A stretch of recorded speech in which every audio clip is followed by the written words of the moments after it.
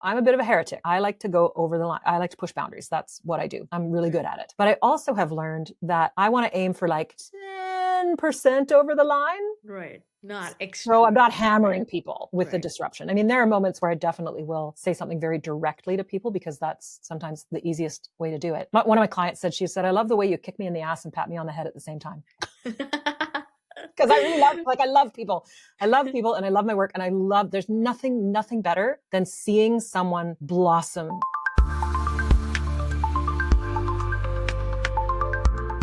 Welcome back to Rise and Tell with Sheekha. I am Sheekha Singh, your host and author. I have got something special to share. My brand new book, Unburnable Ambition, How Overachievers Win Without Burning Out. This book is for all of us who dream big but refuse to let burnout be the price. Head to sheekhaSingh.com/unburnableambition and sign up today. Now let's dive into today's episode. Our guest for today is Katherine Lazaruk. Her vibe was so infectious. I just enjoyed my 30-minute conversation with her, and she had such amazing insights for us. I learned a lot, especially about image and your body image and how do you present yourself out into the world. Katherine comes from a performance and education background with bachelor's degree in music and education from University of British Columbia. Before starting her business in 2007, she divided her time between singing in the opera and teaching music to primary school students. And then she also did a stint in corporate training at one of the big 5 accounting firms. Katherine now holds certificates in image consulting and advanced image consulting from the International Image Institute here in Ontario, Canada, and her second-level international designation as a certified image professional with the Association of Image Consultants International, and 2 coaching certifications, Certified Leadership Coach with Essential Impact and Professional Certified Coach with International Coach Federation. Katherine helps professional women and men learn how to walk, talk, act, and look like leaders. She describes a lot about how image only matters where it matters. She started, in addition to having her executive coaching and consulting practice, Katherine has been an instructor with the image consulting programs at Langara College, trained consultants for Dress for Success Vancouver, and has served on the Canada chapter board of a professional association. She currently serves as the Education Subcommittee Chair with AICI's Global Diversity, Equity, and Inclusion Committee. She's just awesome. Before you leave, go check out her website, LZRKconsulting.com, and I'm pretty sure you're going to learn tons from this too. So without further ado, let's just get started. So there you go, everybody. Today we have with us Katherine Lazaruk. Katherine, welcome to our show. It's a pleasure to have you on our show today. Well, it's great to be here, and thank you for inviting me. Of course, of course. So we'll just dive right in, Katherine. I am super impressed with everything that I read about you. And that's why I wanted to thank you first before anything, because I was so excited to have you on the show with us and to discuss a lot of things. So why don't we just start with what made you get into the line of image consulting? It was a divine download. I can't take any credit for it at all, except for the fact that I was in careers when I left school that were not quite the right fit. So I was teaching elementary school music and singing in the opera, and both of those careers have quite narrow parameters, and I'm not a very good small box person. But I didn't know that, so it took me 12 years and a lung tumor to figure out this was not the place for me. And when I was diagnosed, it was like, okay, I really don't like this work. What else is out there for me? And so I got some really wise advice from a counselor, and she said, don't think about the job you want, but think about the qualities you want your work to have. So I started to think about, okay, this is what I don't like. So what's the opposite of that? What would I like instead? So I had done a little bit of calling it in, but it wasn't until I was working with another coach where he literally looked at me and said, what do you want to be when you grow up? And I had this vision, very clear, my company name and the first tagline I ever used, which was intensive care for your image. And the company name is ICU Image Consulting. And I just laughed. I'm like, that's not even a real job. Who does that job? And to his credit, he said, that is a real job and you could do that job. And because there's no regulation in my industry at all, like you could hang your shingle out tomorrow and say I'm an image consultant and nobody would blink. I thought, I look all right. I've read some books. I will get a website and some business cards and start practicing. So that's what I did. Wow. And 6 months after my diagnosis, the tumor was gone, and I had a job doing corporate training at PricewaterhouseCoopers, which is one of the big 5 accounting professional services firms in the world. And so I just built my business up around the sides. And when I was divinely ejected from PricewaterhouseCoopers in 2009 in the recession, I thought this is a great time to go full time in my image consulting business. And I thought, okay, then I need to get some training. So I came to Toronto and I worked at the International Image Institute with Karen Brunger. And she liked me. So I got my certifications with her for image consulting and advanced image consulting. And then, as I said, she liked me. So I interned, and then she made me her Western Canada image trainer. Wow. So when I started, in addition to my private practice, I was also teaching consultants how to be consultants at Langara, which is a college here in Vancouver, just simply because I'd had a lot of education and training experience and picked up the work very quickly. So my approach is kind of, I don't know if other people have approached it that way, but I strongly recommend now, I'm like, please, people, if you want to get into image consulting, please get some training, because it is such an intimately psychological type of work. And it is possible to do harm without knowing it if you don't know what you're doing. And so, speaking as one that probably didn't do such great work when I didn't have any training way back when, I'm like, please get some training. Right. So that's how I got into it. It was a complete divine inspiration. Nice. Very inspirational, Catherine. I have to tell you that. And I'm glad that the tumor was gone. So that's amazing. Me too. I am intrigued for the listeners and viewers who have no idea what image consulting is. How would you describe it to us in like just a high level overview? It's interesting that you say this, because I recently wrote in my newsletter, I have a weekly newsletter called Whole Notes, and I've been documenting this full circle moment that I've been having, where I started in image consulting. I went up, as my clients got promoted, they're like, we want you to come work with our executive teams, but we're tired of explaining to the people that write the checks that you're not really an image consultant. So we need you to change your name. And so I had changed my company name to LZRK Consulting, which is my name, easy to do, and had gotten into sort of the corporate space and executive coaching. And then I realized, what I do is it doesn't matter what you call it, whether you call it executive coaching or image consulting, it's all about identity. So my work is about helping you figure out who you are, what your purpose is on the planet, and then equipping you with the appropriate appearance, behavior, and communication skills for you to do whatever it is you're meant to do, like a rock star. Wow. Love it. Okay. Love the brief explanation about what image consulting is. And I know you mentioned in the past, just before this answer, and you said you would recommend people that they get training before they even, get into this sort of consulting. Why do you say that? What's so important about getting a training, about talking to people about how they are and what they want in life? I think the reason it's important is because, at least the way I practice this work, so not everybody practices image consulting the same way. I have friends who do corporate consulting. I have friends who talk about restaurant branding. I have friends who talk about fashion. There's different ways to practice this particular art. Right. The way that I practice it is so deep that there are some psychological landmines that you can trigger in people without even meaning to. And in my world, I'm a disruptor anyway. So I can be a very positive disturbance for people, but people have to be ready for that kind of work. And I would say that before I got my training, I didn't know how deep image really goes with somebody. So image is a surface thing.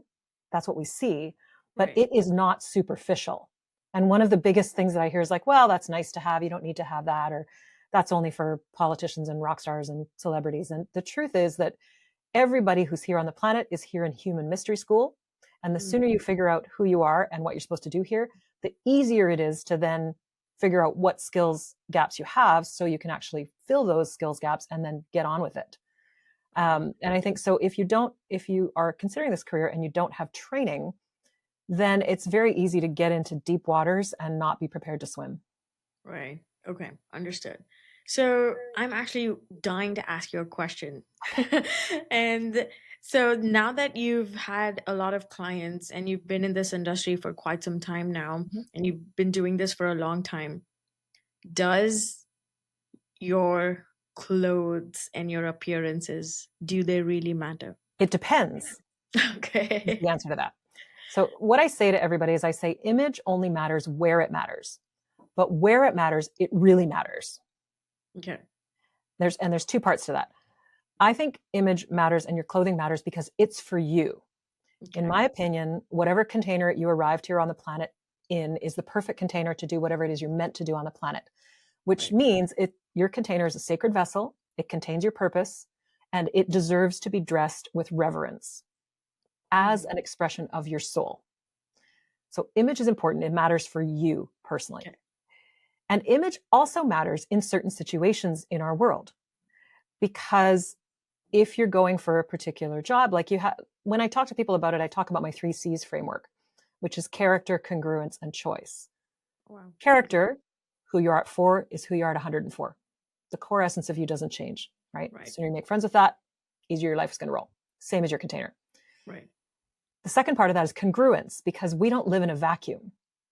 People have certain expectations of you. If you say, I am a financier, people will expect you to look a certain way. If you're a lawyer, they'll expect you to look a certain way. If Right. you are a Reiki master, if you show up to your Reiki session in a 3-piece suit, people might think that's a little strange. It Right. will be hard to understand. So there are certain places and times where paying attention to your image can absolutely help you get the job, get promoted, get what you want, get a date, get laid, right? Yes. It can absolutely help you because people are meaning making machines and they Yeah. have certain constructs. And so how much you match those constructs or challenge them can determine how much people see you as the person that you are or the Correct. person you want to be. And then the last C in my framework is choice, because I used to call it control, because you have a great deal of control over the things that are in your sphere of influence. You absolutely can control your thoughts. You can control your emotions. You can control what clothing you put on. You can control how you speak. You can control how you act. You have a lot of control. But I think it's actually more important to recognize that you also have choices. Yes. You can choose how much you want to meet other people's expectations or not. You can choose how much you want to conform to society's expectations or not. Right. You choose. And the choice is dependent on how you feel about those constraints and also who you are as a person. So for me, for example, I'm a bit of a heretic. I like to go over the line. I like to push boundaries. That's what I do. I'm really good at it. But I also have learned that I want to aim for like 10% over the line. Right. Right. Not So I'm extreme. not Right. hammering people with the Right. disruption. I mean, there are moments where I definitely will say something very directly to people because that's sometimes the easiest way to do it. One of my clients said, she said, I love the way you kick me in the ass and pat me on the head at the same time. Because I really I love people. I love people and I love my work. And there's nothing better than seeing someone blossom Yes. into the confident, radiant person that they were when they came before Right. someone told them who they should be. So image only matters where it matters. If you are on vacation on a beach, wear the bikini. Sun Yes. is very good on your belly for your digestion, great for your circadian rhythms. Nobody cares about your cellulite.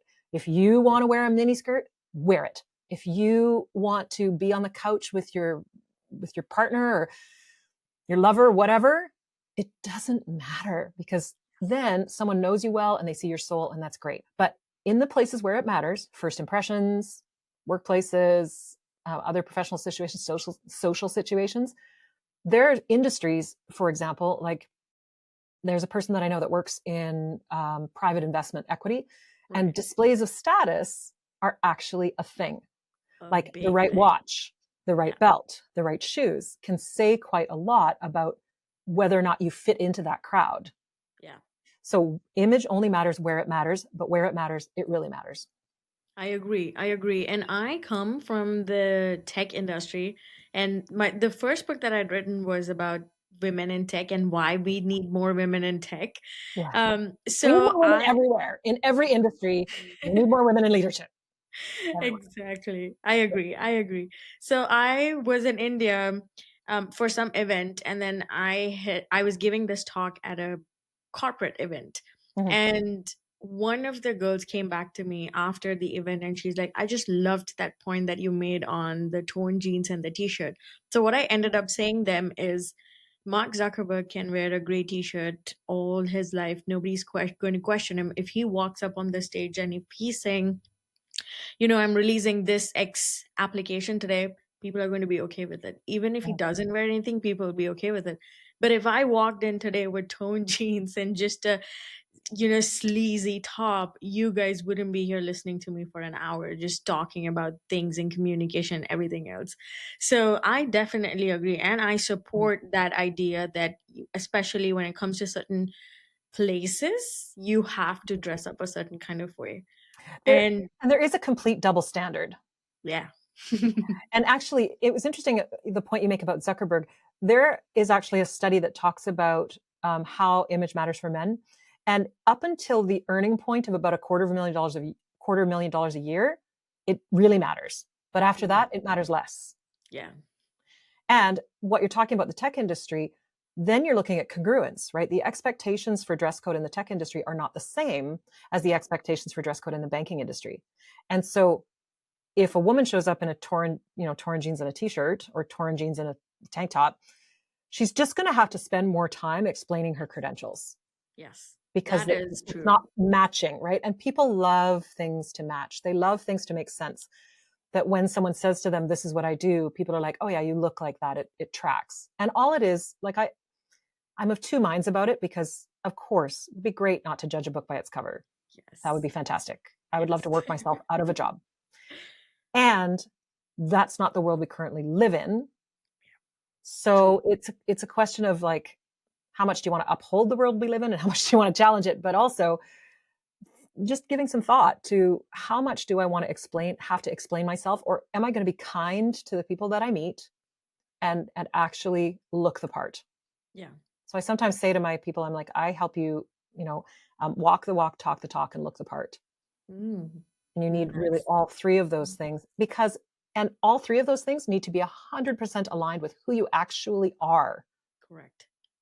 And Exactly. that's what makes you magnetic. That's what makes people really respond to you, when you are completely aligned and authentic.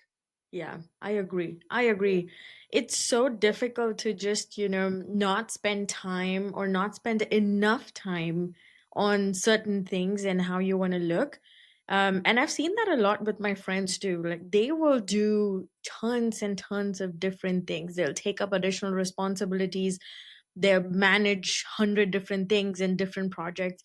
But the minute it comes to, okay, actually look like you are taking on X amount of projects and responsibilities, no, they'll just grab anything random out of their closet and just walk out of the house. And then if anyone's, to be honest, everyone judges you. The minute you're stepping out of your house, You do. everybody's judging you. And especially if you've moved to a new neighborhood, color wise, race wise, you're very different, then definitely people are going to just not even give a second thought about, oh, they might be something else or they might be different. No, they are judging you based on how you talk, the way you walk, and what you're wearing at that point in time. And that's so important. So I keep telling my friends, whenever I go to meet them, I kind of put an effort to dress up a little, even if it's for a lunch or a drink.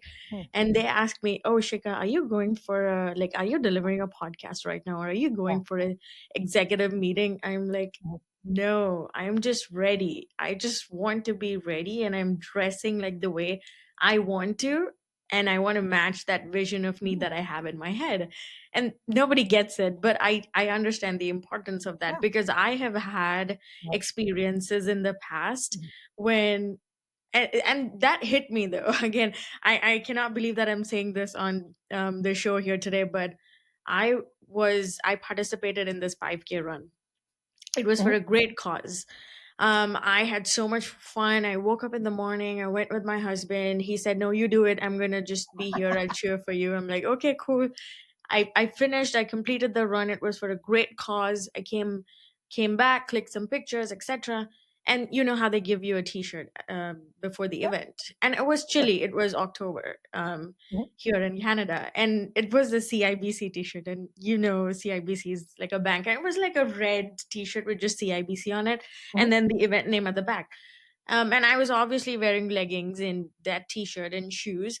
And my husband's like, okay, let's celebrate. Let's go have brunch. And I'm like, sure, let's go have brunch. And we went to, it wasn't even a hi-fi chic place. It was a regular, normal place.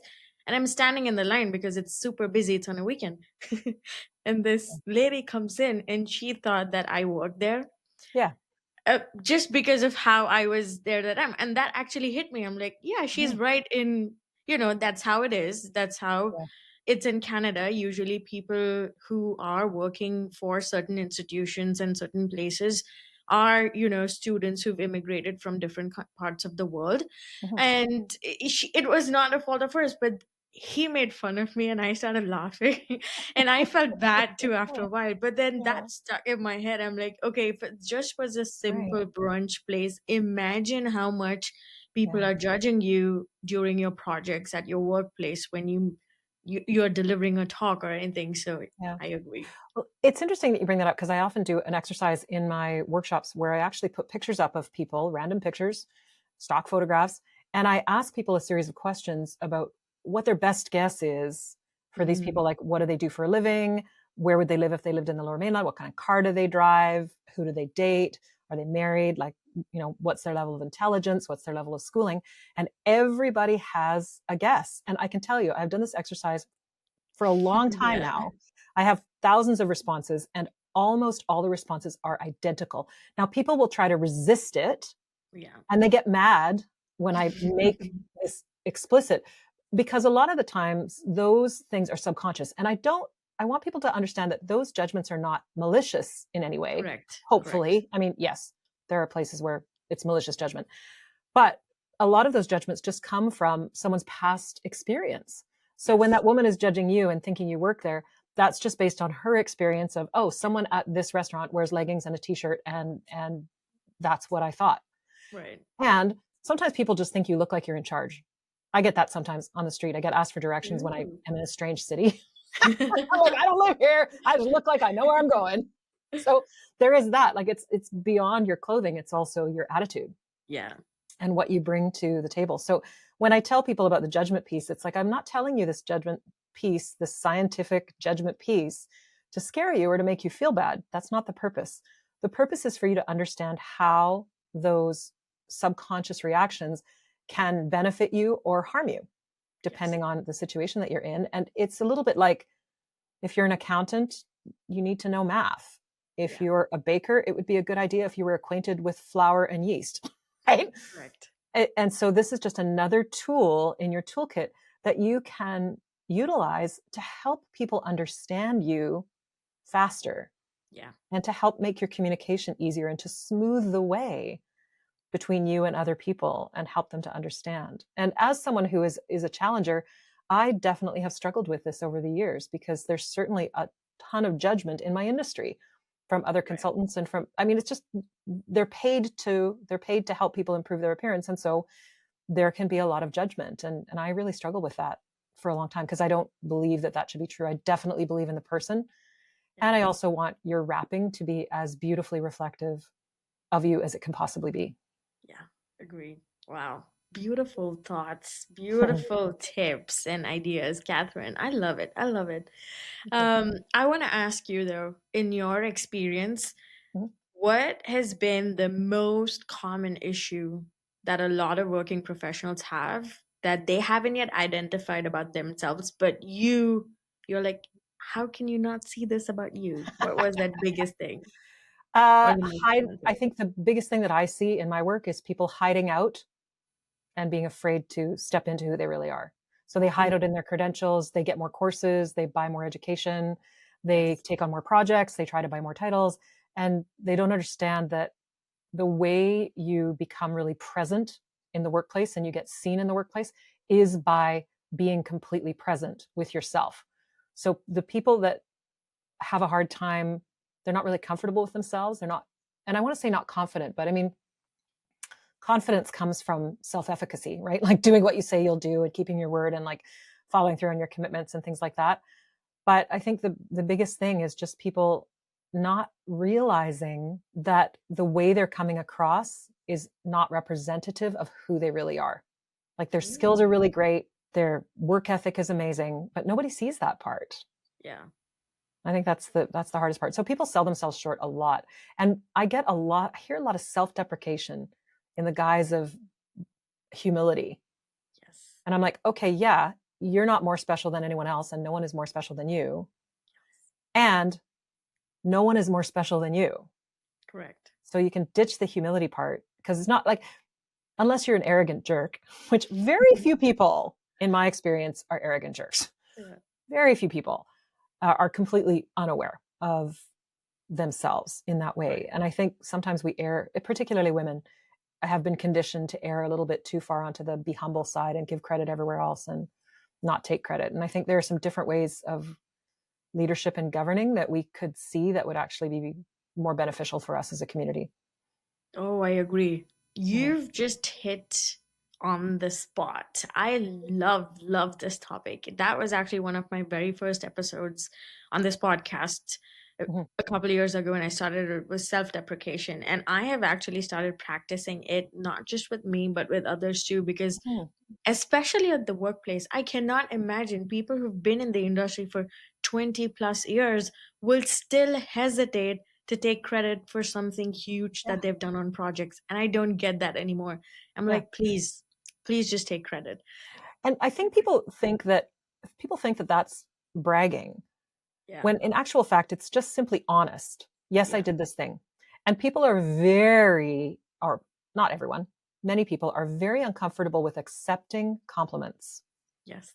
And I look at that and I go, well, when you compliment somebody, you genuinely are admiring something that they do. Yeah. And every time someone turns it away, it diminishes the value of the compliment. And you love to give compliments, and people are like, yeah. I'm like, then why are you denying the person who's complimenting you the pleasure of giving you a compliment? True.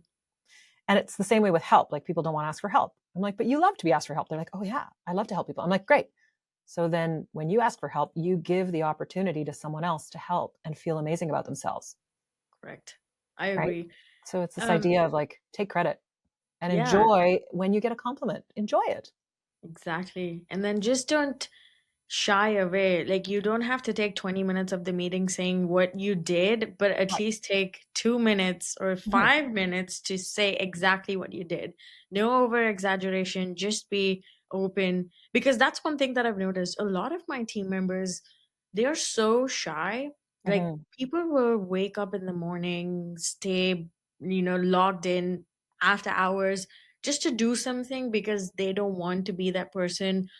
Oh, this was held because of this person and because they couldn't Mhm. finish it. And so they do that, but the next day when the client is asking them, okay, what have you done, there's nothing to show.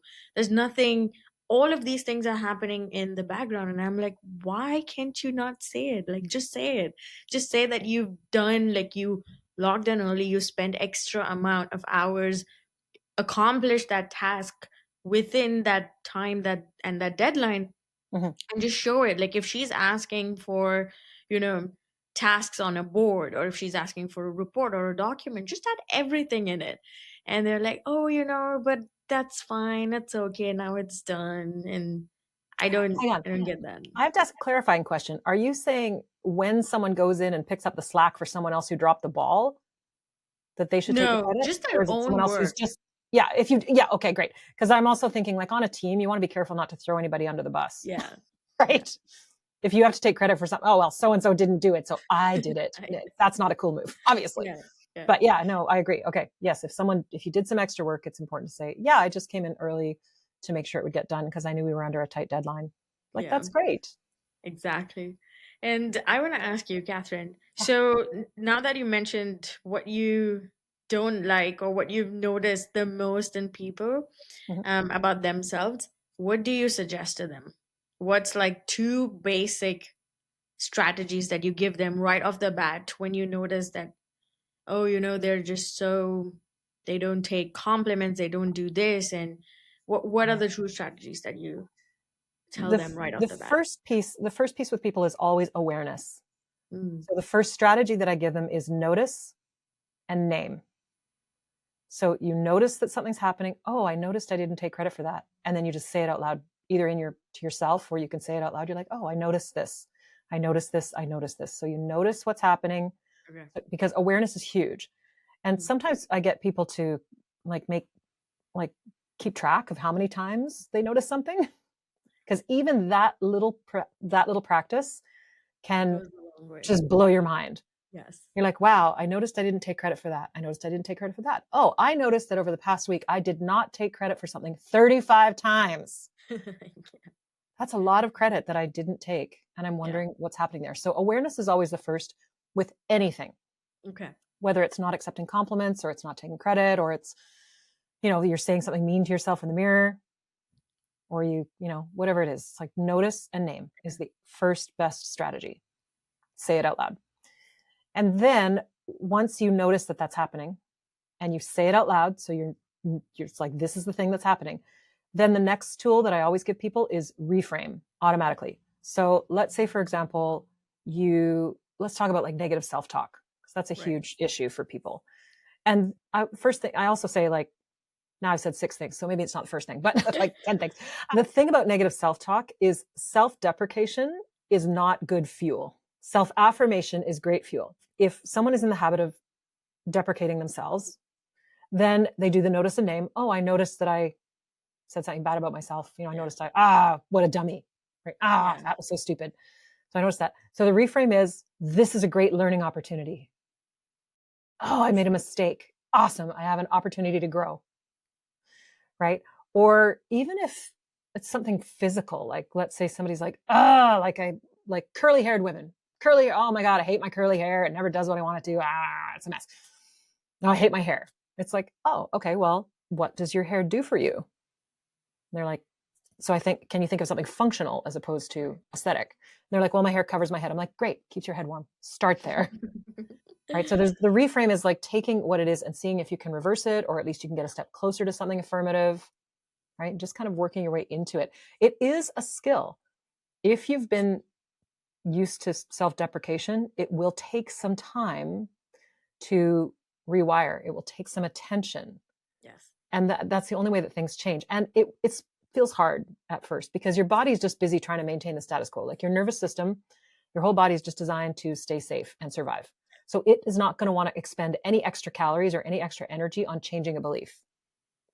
So one of the things that I use in my practice that I learned from my mentor, Kate Northrup, is nervous system healing tools. So that's somatic practices that actually signal safety to your body, so that basically it says to your body, okay, there are no bears. You can use the calories from breakfast to change this belief.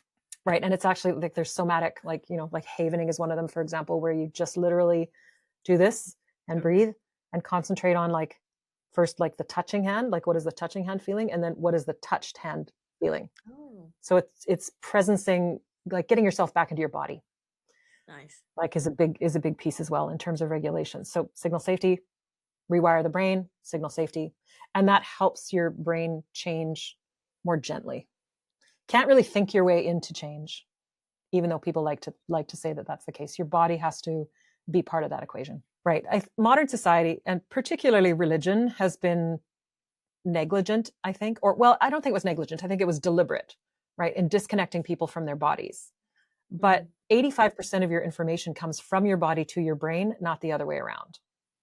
Right. So if you are running around with just paying attention only to your mind and not paying attention to your body, you're losing out on a wealth of information that your body can give you. Correct. So it's very important for people to start getting used to getting back in their bodies. And that can feel really scary for some people, like particularly if you've had trauma, if you were assaulted at any time or abused at any time, being in your body and being still can feel super threatening. So you have to be very, very gentle and work your way into it. But in all my work now, I include body-based work in everything in order to help people change more effectively and feel better about it as they go.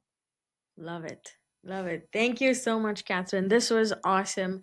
Before we end the show, is there anything that you would like to share with our viewers and listeners? What would I like to share other than what I've already shared? I think the most important thing for your viewers and listeners to know is that there's nothing wrong with you. You are inherently worthy. You arrived here good. Don't let anyone, no religion, no parent, no politician, no nobody tell you that you aren't inherently good, and work from that as a baseline, because you are, and you deserve to shine, and you deserve to do whatever it is you're meant to do on the planet, and you deserve to learn whatever it is you came here to learn. So there's nothing wrong with you. Love it. Love it. Great suggestion. Great advice. Thank you so much, Catherine. It was a pleasure having you on our show with us. And thank you for taking out time from your busy schedule for me. Yeah, me too. I always have fun on interviews. It's great. All right. Thank you so much, Catherine.